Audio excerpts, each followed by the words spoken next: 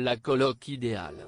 À quelques jours du premier tour de l'élection présidentielle qui aura lieu le dimanche 10 avril 2022, Closer a pu s'entretenir avec la candidate d'extrême droite Marine Le Pen, du Rassemblement national.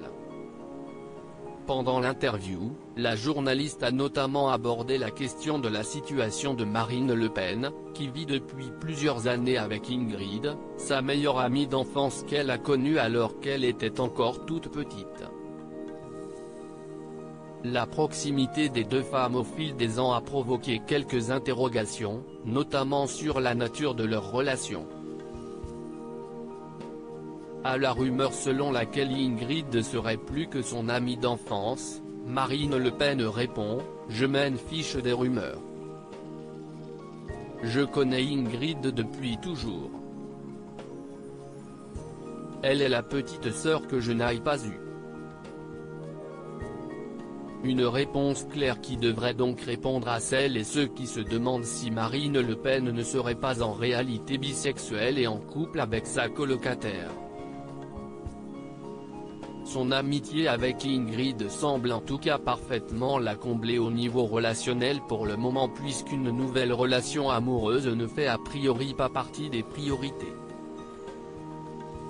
Je n'ai aucun manque.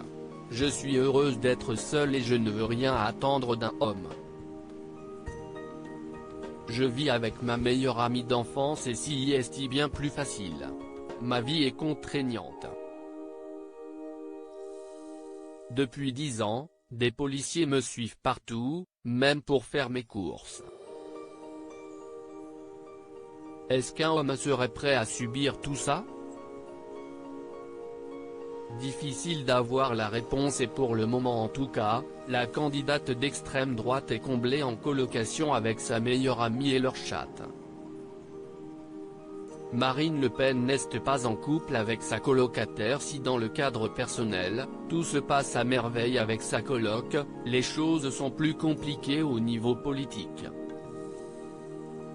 La candidate qui s'est récemment rendue en Guadeloupe s'est en effet fait bousculer pendant une interview. Les manifestants sont venus l'interrompre en criant Le Pen dehors. Et Le Pen raciste, en lui jetant des bouteilles et en essayant de l'empêcher de parler en lui prenant son micro.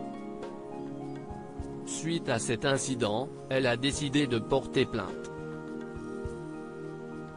Elle n'est cependant pas la seule à subir les aléas de la campagne présidentielle puisqu'on se souvient tous de l'œuf écrasé sur le crâne d'Éric Zemmour il y a quelque temps, ou encore de la poudre rose balancée à Valérie Pécresse au siège de la Confédération des PME. Comment acheter Closer?